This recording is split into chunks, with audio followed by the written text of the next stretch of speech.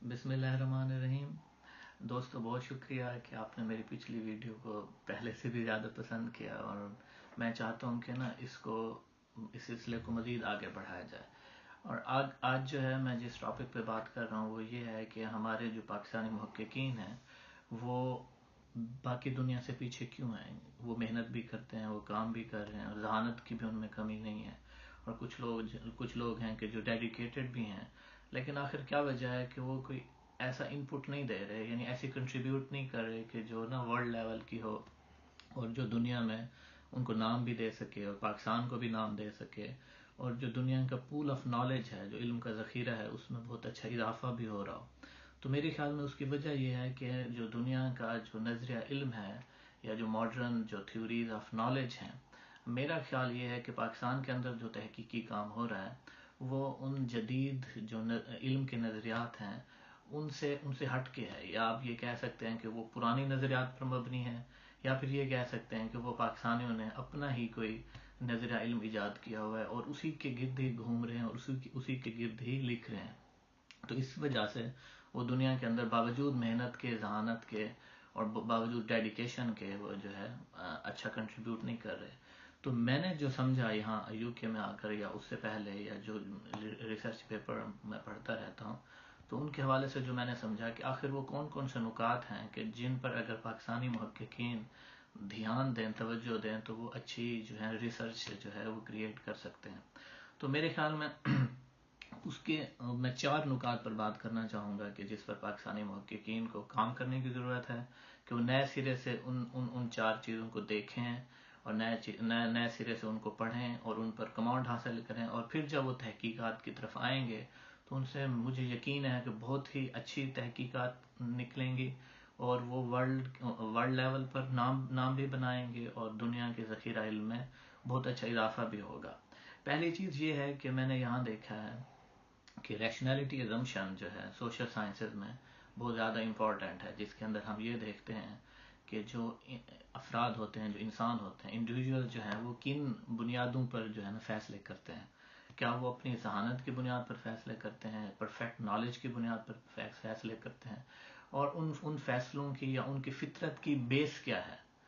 और दूसरी चीज़ जो मैंने यहाँ देखी है वो है गेम थ्योरी के यहाँ के जो सोशल साइंसेज हैं वो गेम थ्योरी पर बहुत ज़्यादा डिपेंड करते हैं। और वो गेम थ्योरी ये है कि वो स्ट्रेटेजिक जो डिसीजंस होते हैं, जो इंडिविजुअल लेते हैं या कंपनीज लेती हैं या गवर्नमेंट्स लेती हैं, तो वो स्ट्रेटेजिक डिसीजंस किन बेसिस पर ले रहे होते हैं। तो ये दोनों रैशनैलिटी अजम्पशंस और गेम थ्योरी बज़ाहिर एक दूसरे से मिलती जुलती चीज़ें हैं, लेकिन हकीकत में ये दोनों मुख्तलिफ चीज़ें हैं। यानी रैशनैलिटी अजम्पशन के अंदर हम साइकोलॉजी से और फिलासफी की मदद से हम ये स्टडी करने की कोशिश करते हैं कि इंसानी फितरत क्या है, और गेम थ्योरी के अंदर हम साइकोलॉजी और स्टैट की मदद से समझने की कोशिश करते हैं, मैथ की मदद से समझने की कोशिश करते हैं कि इंसान जो है वो फैसले किन बुनियादों पर लेते हैं, उनकी स्ट्रेटेजिक रीजंस क्या हैं, काजेस क्या हैं, और उनकी बेस पर हम प्रिडिक्ट करते हैं कि अब इंसानों ने इस तरह से डिसीजन जो ली हैं तो अब क्या डिसीजन लेने वाले हैं। और यही चीज़ सिर्फ एक इंसान पर नहीं, बल्कि गवर्नमेंट्स कैसे डिसीजन लेती हैं, और स्टेट एजेंसीज कैसे डिसीजन लेती हैं, और कंपनीज कैसे डिसीजन लेती हैं। पहली चीज़ क्या होगी कि रैशनैलिटी अजम्पशंस पर पाकिस्तानी मुहक्किकीन की कमांड लाजमी है, दूसरी गेम थ्योरी पर कमांड लाजमी है, और तीसरी चीज़ जो मैंने यहाँ देखी वो एम्पिरिकल साइंस से मुतालिक है कि मैथ और स्टैट से के मिक्सचर से जो इकोनोमेट्रिक वजूद में आई है, कि जिसके अंदर हम सोशल साइंसेज के अंदर डाटा कैसे इकट्ठा करते हैं, फिर उनको उस डाटा का एनालिसिस कैसे करते हैं, फिर उनसे रिजल्ट्स कैसे निकलते हैं, और फिर मुख्तलिफ मेथड्स मुख्तलिफ रिजल्ट क्यों दे रहे हैं। तो ये सारा डाटा कलेक्शन और डाटा एनालिसिस और ये जो सारा डाटा का काम है, जो स्टैट का काम है, ये सारा का सारा हम इंपीरिकल इकोनॉमिक्स के अंदर पढ़ते हैं। तो इस चीज़ पर मैंने यहाँ यूके के अंदर और वैसे भी जो मुख्तलिफ जो रिसर्च पेपर्स में मैंने देखा है कि बहुत ज़्यादा जोर दिया जाता है इंपीरिकल पे। उससे मुतालिक ना मैं आपको 3 चीज़ें जो हैं जो हैरान कुन हैं वो मैं आपसे शेयर करना चाहूँगा। एक ये है कि मेरा ना बाज़ औक़ात मैं पॉलिटिकल साइंस वालों की क्लासेस भी लेता हूँ, बाज़ औक़ात इंटरनेशनल रिलेशन वालों के पास भी जाना होता है, और मैंने ये देखा है कि मेरी यूनिवर्सिटी के अंदर और बहुत सारी बाकी यूनिवर्सिटीज़ के अंदर जो है सोशल साइंस वालों का एक ही डिपार्टमेंट है, और उसके अंदर जो है इकोनॉमिक्स वाले कुछ सोशल साइंस पॉलिटिकल साइंस के भी क्लासेस ले रहे होते हैं, कुछ जो हैं वो सोशियोलॉजी वाले इकोनॉमिक्स की भी क्लासेस ले रहे होते हैं, कुछ इंटरनेशनल रिलेशन वाले इकोनॉमिक्स की और पॉलिटिकल साइंस की क्लासेस भी ले रहे होते हैं। तो ना सारे जो शोबा जात हैं सोशल साइंसेज के, वो एक ही डिपार्टमेंट के अंदर आकर एक दूसरे से ना बेनिफिट ले रहे होते हैं, एक दूसरे के नॉलेज से। तो उससे ये होता है कि आप किसी भी डिपार्टमेंट के अंदर मौजूद हैं और अगर आप चाहते हैं कि यार फलां भी लेक्चर हो रहा है, चाहे वो मेरे कोर्स का हिस्सा नहीं भी है, तो फिर भी आप कोशिश करते हैं कि आप जाएं और वो ना कोर्स वो बैठ कर लेक्चर ले लें और सुन लें कि वहाँ क्या बात हो रही है। तो मैं भी अमूमन जाता रहता हूँ और मुख्तलिफ जो है क्लासेस की एक्टिविटीज़ को देखता रहता हूँ। तो मैंने ये देखा है कि पहली चीज़ ये है कि इकोनॉमिक्स जो है उन सारी सोशल साइंसेज में ऐसे ही घूम रही है कि जैसे हमारे जिस्म के अंदर जो है ब्लड घूमता है। उनके आर्ग्यूमेंट्स हमारी इकोनॉमिक्स वालों की तरह हैं, उनकी थ्योरीज हमारी इकोनॉमिक्स वालों की तरह हैं। और अमूमन अगर आप इकोनॉमिक्स पर आपने मैक्रो इकोनॉमिक पर अच्छी आपकी स्टडी है, तो आप अगर पॉलिटिकल साइंस की क्लासेस लेंगे और वो जो आइडियाज डिस्कस कर रहे होंगे आपके लिए नए नहीं होंगे। और इसी तरह पॉलिटिकल साइंस वाले जब इकोनॉमिक्स वालों के पास आकर बैठेंगे तो जो प्योर मैक्रो इकोनॉमिक्स है उसमें तो शायद वो परेशान हो, माइक्रो में परेशान हो, लेकिन जब स्टेट पॉलिसीज की तरफ और गवर्नमेंट एजेंसीज की तरफ जब बात होगी तो उनको इजीली समझ आ जाती है। इसी तरह जमहूरियत की बेसिस इकोनॉमिक्स वाले जो पढ़ते हैं वही जो है ना सोशल साइंसेज वाले पढ़ते हैं, फ्री मार्केट की और ये सारी जो हैं चीज़ें। एक तो ये है कि इकोनॉमिक्स और बाकी सोशल साइंसेज एक दूसरे में गुंथी हुई मुझे नज़र आती हैं। ये बहुत इंपॉर्टेंट चीज़ है कि सारे जो हैं डिपार्टमेंट जो सोशल साइंसेज के हैं वो एक ही डिपार्टमेंट के तहत हैं। यानी जो फैकल्टीज़ हैं सोशियोलॉजी की, पॉलिटिकल साइंस की, इकोनॉमिक्स की, ये सारी जो हैं वो एक ही अम्ब्रेला के तले आती हैं और सारे स्टूडेंट जो है ना सारे डिपार्टमेंट से मुस्तफीद होते रहते हैं। जबकि पाकिस्तान के अंदर हमने ये देखा है कि सब ने अपने अपने कले बनाए हुए हैं और एक कले वाला दूसरे कले में जाने की इजाज़त नहीं देता। तो हमारे यहाँ ये जो डिपार्टमेंट्स हैं एक दूसरे से डायलॉग नहीं करते, जबकि यहाँ मैंने ये देखा है कि डिपार्टमेंट्स और फैकल्टीज आपस में एक दूसरे से, उनके स्टूडेंट एक दूसरे से मिले जुले रहते हैं। और दूसरी चीज़ ये मैंने देखी है कि यहाँ इकोनोमेट्रिक्स जो हम इकोनॉमिक्स के लोग पढ़ते हैं वही इकोनोमेट्रिक्स सोशियोलॉजी के लोग पढ़ते हैं, वही पॉलिटिकल साइंस के लोग पढ़ते हैं, वही इंटरनेशनल रिलेशन के लोग पढ़ते हैं, वही इकोनोमेट्रिक्स जो है स्टैट के लोग पढ़ते हैं। तो इकोनोमेट्रिक्स पर जो है सारी सोशल साइंसेज का इत्तेफाक है और वो एक ही इकोनोमेट्रिक्स है। तो उस पर मैं आपको ना दो और मतलब दिलचस्प बातें बताऊं। मेरी स्टडी के मुताबिक जो, और मैं सुपरवाइजर से भी मैंने कंफर्म किया हुआ है कि तकरीबन जो पॉलिटिकल साइंस के टॉप 10 जो जर्नल्स हैं उन टॉप 10 जर्नल में जो स्टडीज पब्लिश हुई हैं गुज़श्ता 10 सालों में वो 67% इकोनोमेट्रिक पर डिपेंड करती हैं। जबकि आप पाकिस्तान के अंदर जाएं और देखें कि हमारे जो डिपार्टमेंट्स हैं पॉलिटिकल साइंस के या सोशियोलॉजी के या इन चीज़ों के, तो वहाँ इकोनोमेट्रिक्स पर बात ही नहीं होती। और दूसरी चीज़ मैं आपको बताऊँ, जैसा कि इंटरनेशनल रिलेशन है बहुत ही इंपॉर्टेंट मतलब जो है शोबा है और आजकल मतलब वो बहुत ग्रो कर रहा है, उसकी डिमांड बढ़ रही है वक्त के साथ साथ। तो वो जो इंटरनेशनल रिलेशन डिपार्टमेंट है वो बेसिकली पॉलिटिकल साइंस वालों से और इकोनॉमिक्स वालों से दोनों से वजूद में आया है। यानी दोनों का 50-50% शेयर है इस डिपार्टमेंट के वजूद में लाने में। और ये दोनों जो हैं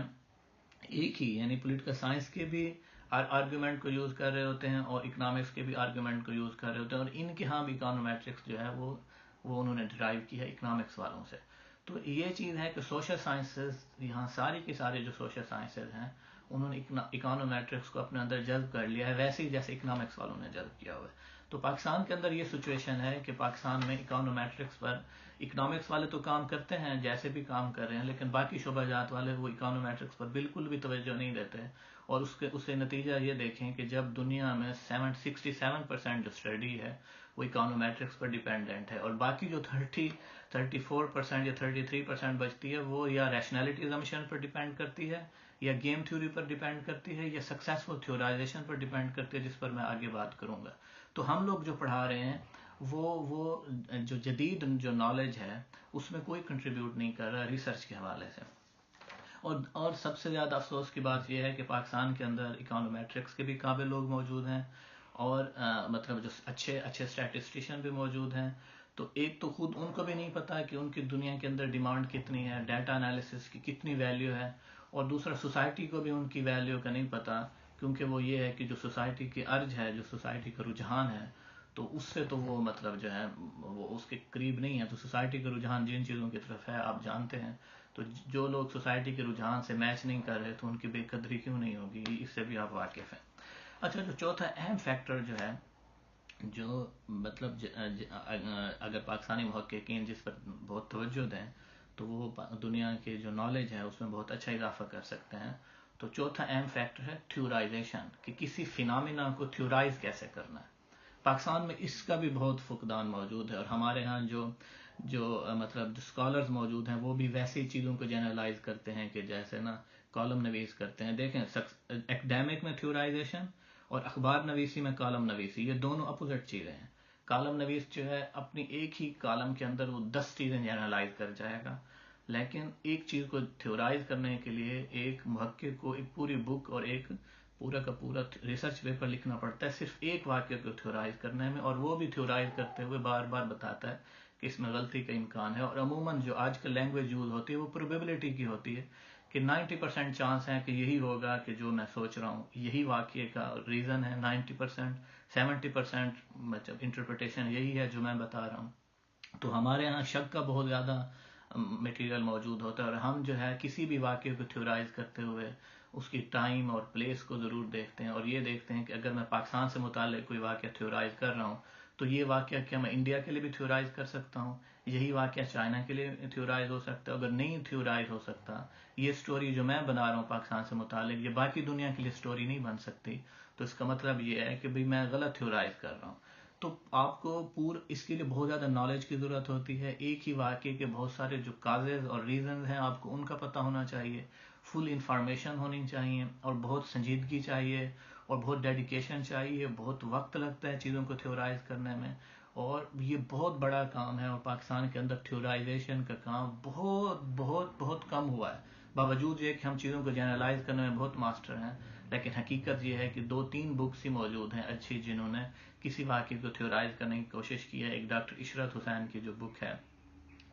پاکستان، جس کے اندر انہوں نے اشرافیہ کی معیشت کی ڈسکشن کی، پاکستان اینڈ ایلیٹسٹڈ اسٹیٹ کچھ ایسے ہی ہے. اور ایک دوسری جو الہان کی ہے کہ پاور اینڈ الہان زیاد کی جو قائد یونیورسٹی والے ہیں، کہ جس کے اندر انہوں نے پاور اینڈ گورننس کی بات کی ہے. تو انہوں نے سکسیسفل تھیورائزیشن کی کوشش کی. یہ 2-3 لوگ ہی ہیں کہ جنہوں نے تھیورائزیشن کی سنجیدگی سے کوشش کی ہے. ادروائز ہمارے ہاں چیزوں کو جنرلائز کرنے کا بہت رواج ہے، ہم بہت زیادہ مفروضے قائم کرتے ہیں لیکن چیزوں کو تھیورائز نہیں کرتے. تو یہ جو 4 چیزیں میں نے بتائیں، پہلی چیز یہ کہ ریشنلٹی ازمپشن، اور دوسری چیز جو ہے وہ ہے